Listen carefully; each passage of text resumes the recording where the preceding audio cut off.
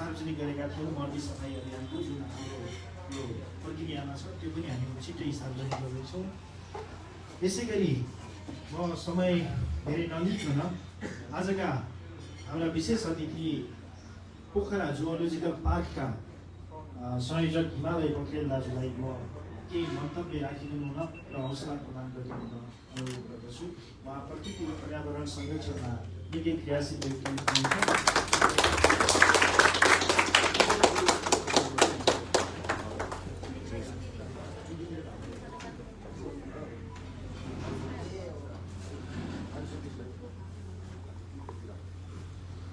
धन्यवाद छ कार्यक्रम सञ्चालक पोखराका चर्चित पत्रकार अहिले काठमाडौँमा गएर पनि आफ्नो कर्म गरिरहनु भएका ईश्वर भाइलाई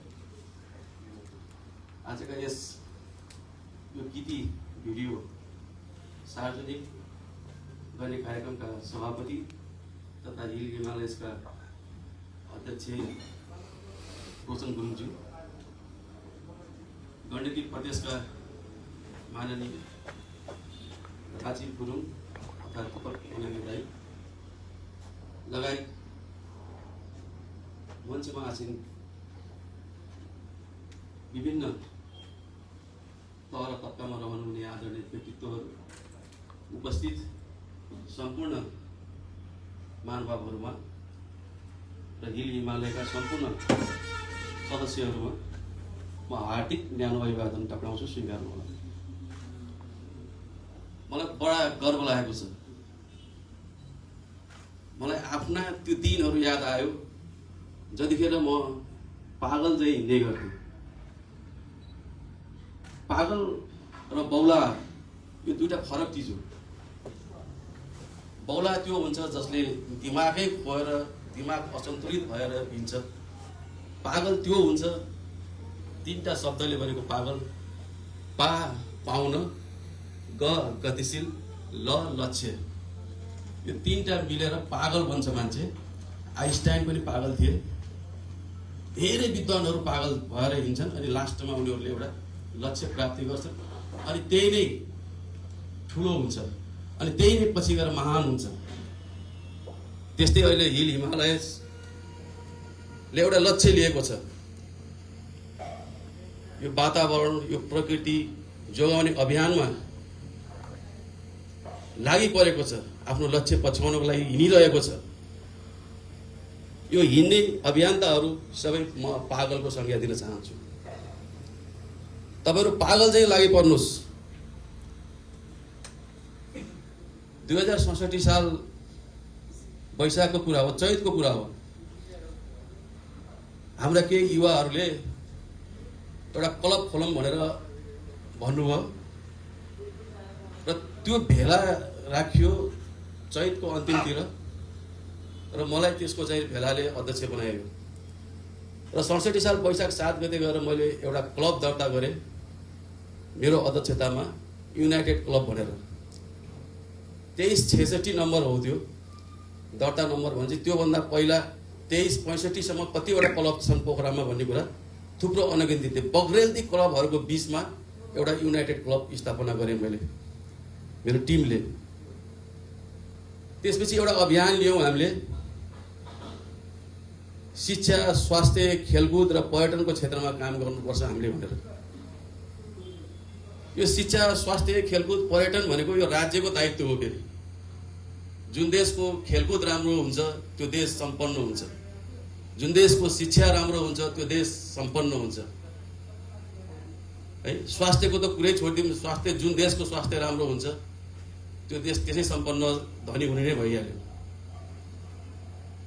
र अर्को धनी हुनको लागि त्यो देशको वास्तविक स्रोत के हो त्यो पहिचान गरेर त्यसको प्रवर्धन गरेपछि त्यो देश धनी हुन्छ।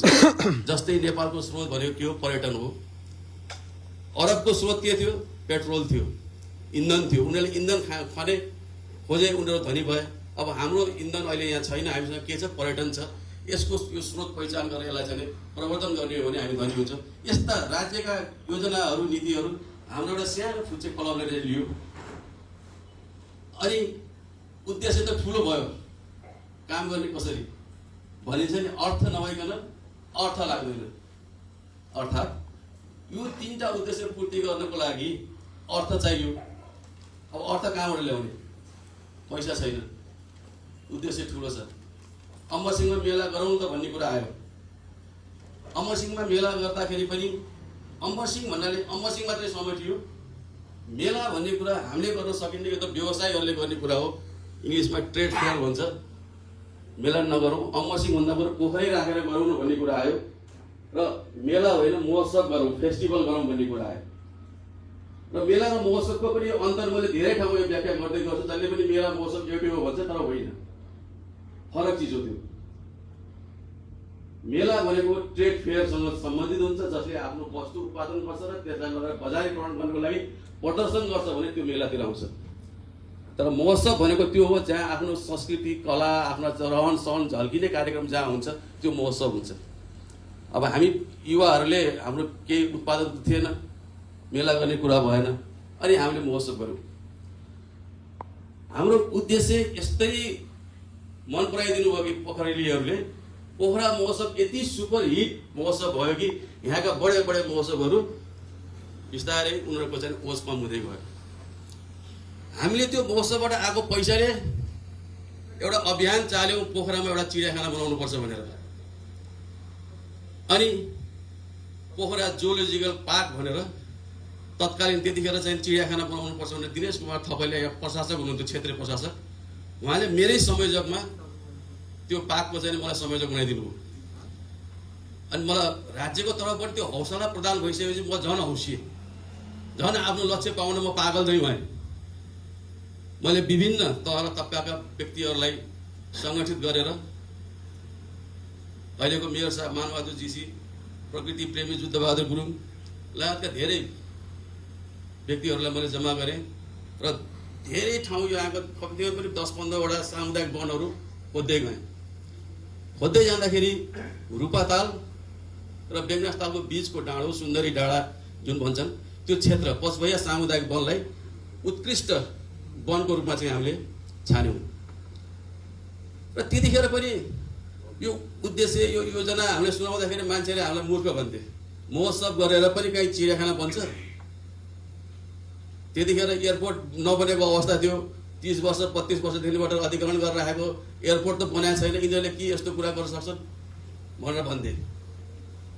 तर ती बिचमा ती कान, त्यो यो कानले सुनेर त्यो आवाजलाई अरू कानले उडाउँदै आफ्नो लक्ष्यमा लागि पर्यौँ। अहिले त्यसले एउटा आकार लिइसकेको छ। राज्यले पैसा हालिरहेको छ, त्यहाँ करोडौँ करोड रुपियाँ बजेट प्रदेशको पनि हालेको छ, अहिले केन्द्रको बजेट पनि आएको छ। अहिले पनि 30 करोड बजेट आएको छ त्यसमा। अबको 2-4 वर्षभित्र हामी 2-4 वर्ष 5 वर्षभित्रै हामी फुल फेजको चिडियाखाना हेर्न सक्छौँ। अहिले पनि पोखरामा के वन्यजन्तु हेर्नु पर्यो भने त्यहाँ गएर हेर्नुभयो भने अहिले पनि 25 प्रजातिका लगभग 25 प्रजातिका विभिन्न थरी गरेर 60-70वटा जनावरहरू हामीसँग त्यहाँ अहिले पनि सुरक्षित छन्। त्यो हेर्न सक्छौँ। कहीँबाट केही गरी उद्धार गरेर ल्याएका जनावरहरू यहाँ राख्ने ठाउँ थिएन, कि चितवन पठाउनु पर्थ्यो कि काठमाडौँ पठाउनु पर्थ्यो। अहिले पचभैया सामुदायिक वनको त्यो जुलोजिकल पार्कमा लगेर राख्ने ठाउँ बनाएका छौँ। मान्छेको एम्बुलेन्स हामीले चाहिने जहाँ पनि कहीँ कहीँ गएर बजेको सुन्छौँ, देखिन्छ, तर जनावरको एम्बुलेन्स थिएन। त्यो एम्बुलेन्स हामीले ल्यायौँ। अहिले कतै जनावरलाई रेस्क्यु गर्नु पर्यो भने वन कार्यालयमा त्यो हाम्रो सुरक्षित राखेको छ। पोखरा जुलोजिकल पार्कबाट आएको अहिले चाहिँ वन्यजन्तु उद्धारको लागि एउटा एम्बुलेन्स पनि आइपुगेको छ। भनेपछि यो सबै मैले कथा भन्नुको पछाडि यति नै हो कि त्यतिखेर हामीले त्यो अभियान चाल्दाखेरि पनि हामीलाई मूर्खको संज्ञा दिन्थे, बेवकुफहरू भन्थे, काम नलागे केटाहरू उडाउन ठाउँला भन्थे। तर हामी त्यो पागल चाहिँ आफ्नो लक्ष्य पाउन लागि पर्यो र त्यो प्राप्त गरी छोड्यौँ। संस्थामा एउटा काम गर्नुपर्छ। जस्तो मैले एउटा उहाँहरूलाई रोशनजीलाई भन्छु, हामीले चाणक्यको नीति लिनुपर्छ संस्थामा काम गर्दाखेरि। अघि प्रमुखजीले पनि अहिले भन्नुभयो थियो, देश बिग्रेकै भ्रष्टाचारले हो। भ्रष्टाचार नगरिदिने भयो, इमान्दारीसँग काम गरिदिने हो भने देश धेरै अगाडि जान्छ। यति सुन्दर संसारको सबैभन्दा पुरानो देश हो हाम्रो नेपाल। अरू देश त पछि जन्मे, पछि पत्ता लगाए, अमेरिका पछि पत्ता लगाए, धेरै देशहरू पछि पत्ता लगाए, उनीहरू धनी भए। तर हाम्रो देश कहिले पत्ता लगाएको थाहा नै छैन कसैलाई। त्यस्तो पुरानो देश, त्यति सम्पन्न देश, तर अहिले हामी दुर्भाग्य छ देशको गरिब देशमा बसौँ हामी। त्यो सबै भ्रष्टाचारले गर्दा। चाणक्य सबैले सुन्नु भएको छ। एक दिन चाणक्यलाई भेट्न भनेर एउटा विदेशी पुगेछ। साँझ रात परिरहेको थियो। त्यतिखेर बत्ती के हुन्थ्यो, सानो मसाल टुकी हुन्थ्यो नि त, त्यो बालेर उसो हिसाब गरिरहेको थियो। उनी चाणक्य त मन्त्री भयो। अनि हिसाब गरेर थियो, त्यो विदेशी आउने बित्तिकै उनले बत्ती झ्याप फु गरेर निभाइदियो। अनि फेरि अर्को बत्ती बाले। अर्को बत्ती बालेर भन्नुहोस् के काम छ, तपाईँ किन आउनुभयो भनेर सोध्यो। अनि त्यो विदेशीले उसलाई के भन्यो भने सबभन्दा पहिला म आउने बित्तिकै तपाईँले त्यो बत्ती किन निभाउनु पर्यो, यो बत्ती किन बाल्नुभयो भनेर सोध्यो। अनि चाणक्यले के जवाब दिनुभयो भने त्यो बत्ती राज्यको सम्पत्तिको तेलले बलिरहेको थियो। म त्यतिखेर राज्यको हिसाब गर्दै थिएँ। त्यसले गर्दाखेरि त्यो बत्ती राज्यको बत्ती मैले निभाइदिएँ। अब यो बत्ती मैले आफ्नो पैसाले चाहिँ बालेको छु, तेल हालेको बत्ती हो।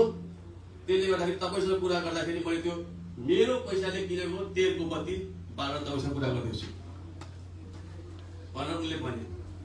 अर्थात् त्यतिसम्म हिसाब किताब संस्थामा काम गर्दाखेरि आर्थिक पारदर्शिता हुनुपर्छ। पैसाको हिनामिना गर्नु हुँदैन। अब हुन त तपाईँहरू भर्खर जन्मिएको छ, तपाईँलाई धेरै पैसा खाँचो छ अहिले पनि, तर तपाईँहरूको अभियान धेरै राम्रो छ।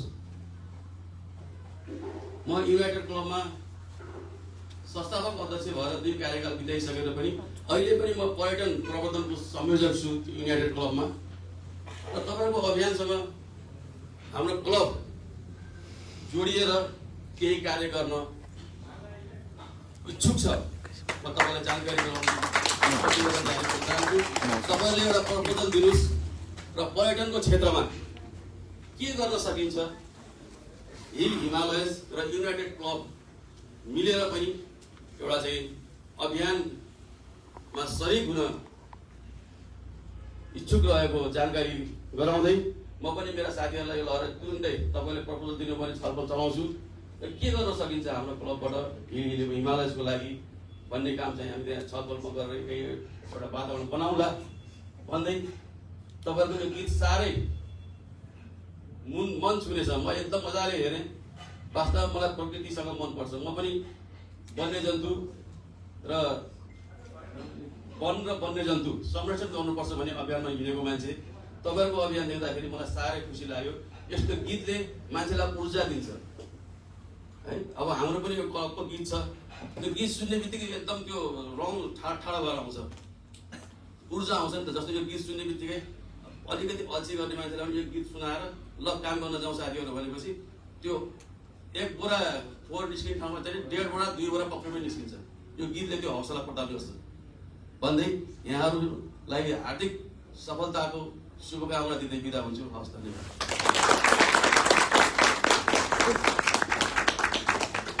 धन्यवाद।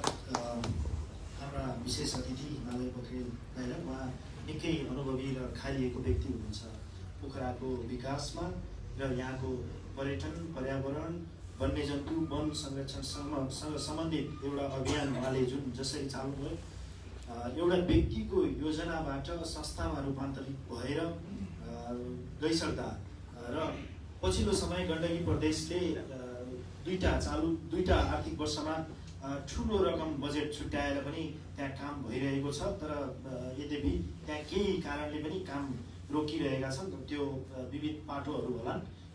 यद्यपि त्यहाँ निकै कामहरू भएको छ। पोखरा जुओलोजिकल पार्क हेर्न लायक छ। अवलोकन गरेर म सबैलाई एकपटक अनुरोध पनि गर्दछु। यससँगै हाम्रा प्रमुख अतिथि राजीव गुरुङज्यूले व्यक्तिगत रूपमा यस संस्थालाई केही थान मार्क्स हस्तान्तरण गर्न चाहनु भएको छ।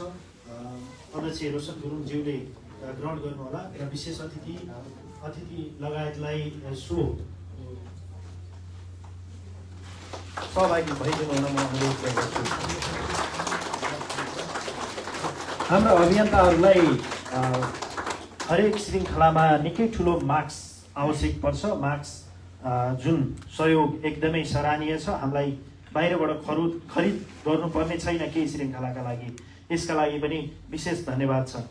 हामी काउँ डाँडा हुँदै शान्ति स्तूप, मेथलाङ, आरबा